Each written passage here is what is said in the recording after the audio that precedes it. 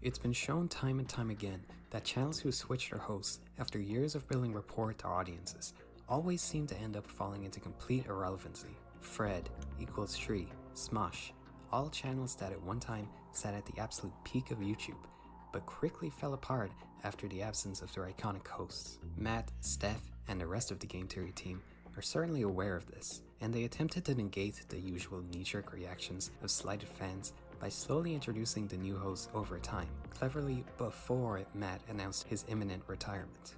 This certainly succeeded in facilitating a smooth transition without any major drama, but taking a look at the analytics, it's a different story.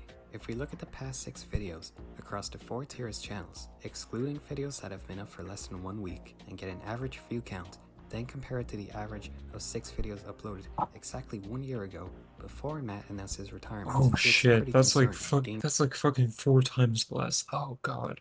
Theory, 3.3 to 1 million views. Yikes. Style Theory, an average of 3.1 million all the way down to 500k, and the other channels aren't doing any better. Overall, it's a reduction from an average of 11.5 million to 3.1 million views. Yeah, because you're building up a rapport with the audience, obviously. And they want to see you, they don't want to see some random person. Almost 4-time reduction in view count only 3 months after MatPat's retirement. I'm a big fan of all these channels, but the numbers don't lie, and I fear they illustrate the beginning of the downfall of yet another iconic channel after being acquired by a multi-million-dollar conglomerate and having its main host step down. So let's analyze why this is happening, how they can potentially recover, or if that's even possible at this point. I don't think they're going to be able to recover. Profound impact on these channels. Well, Matt's been on YouTube for a long time, longer than many Game Theory viewers have even been alive, and we've witnessed the public perception of Game Theory and Matt himself change dramatically over the years.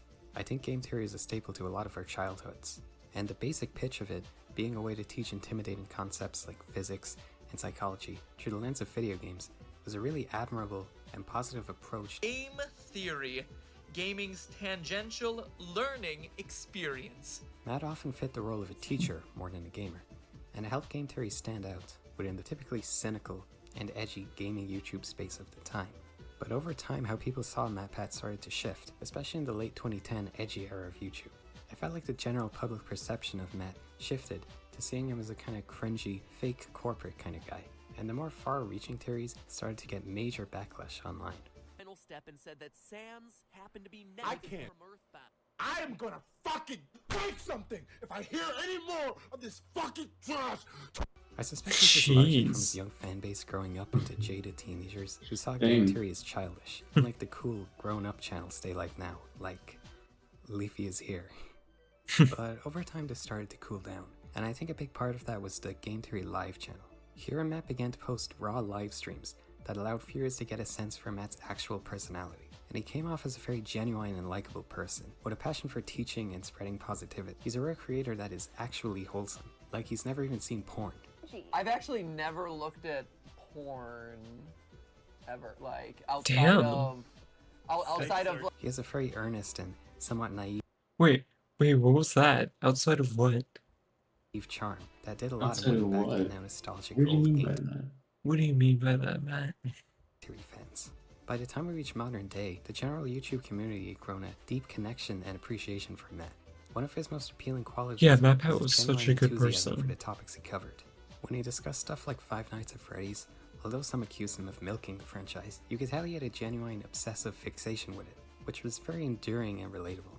Personally, his meta YouTube videos always drew me to his channel, and it's part of what inspired what I make.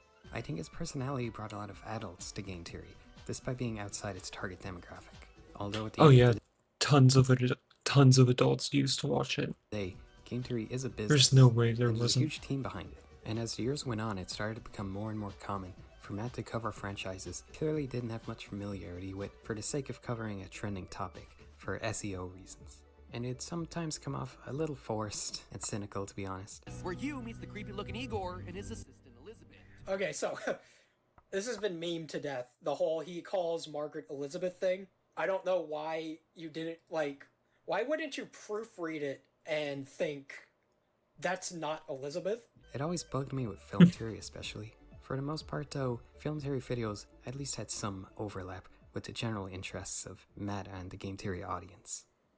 But when food theory launched in 2020, it was clearly a lot more niche, and style theory even more so. Despite this clear discrepancy of audience interest, these channels still did really well, and a big reason for that was seeing Matt, who was just as clueless about cooking and fashion as the average gamer, learn about it along with the audience. Matt's personality was really the star of the show on these channels. They featured a lot of in-person segments of Matt cooking and conducting experiments on camera. His journey of Yeah, that learning was so about food entertaining and back fashion. then. I feel like when a game show host, specifically one that an audience has gotten attached to, retires, the show isn't gonna recover from that because the whole entire show is based off that one person. Became a narrative in of itself, making the content even more engaging and facilitating a greater connection between Matt and the fans. Over time, Matt managed to steadily grow Game Theory and the three other channels to a cumulative 43 million subscribers, expanding Damn, the Tiers that's team to over a impressive. dozen people and reaching the absolute peak of YouTube. But that required insane dedication and consistency, and eventually, late last year, Matt announced he would be stepping back from the role of host of all 4 Tiers channels. There was a huge outpouring of support all over the internet after this, with people sharing their appreciation for the influence Game Theory had over the years and wishing Matt well as he took a more behind the scenes role so he could focus on family and other projects. Then after his final 10 theories, the new hosts were welcomed with nothing but positivity. As for the new hosts, they're all better fits in theory: a film buff, a guy who can cook, and a girl that's more knowledgeable in the fashion space. Matt only ever really fit the gamer archetype, but looking back to the slipping view counts we saw earlier, the channels simply aren't performing nearly as well without Matt at the helm. So why is this? Are the new hosts that much worse than Matt? No, honestly, I think they're perfectly fine. Have the videos decreased in quality? Well, no, in fact they're literally the exact same. That's the biggest point. I think looking at this you have to realize that, like I referred to earlier, Game Theory isn't just Matt. There was a huge team working together to make each video. It's a heavily collaborative process, and most of the time, Matt isn't even the one writing the words he speaks. He's more overseeing the project like a director, a role he's still filling today. Really, the only thing that's changed is the voice reading the scripts. And those new voices certainly aren't bad, but it's clear they're no replacement for Matt. Really, no one could be.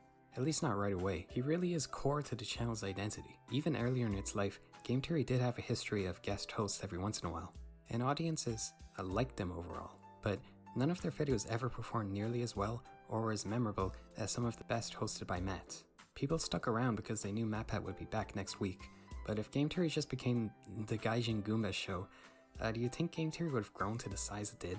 I don't think so.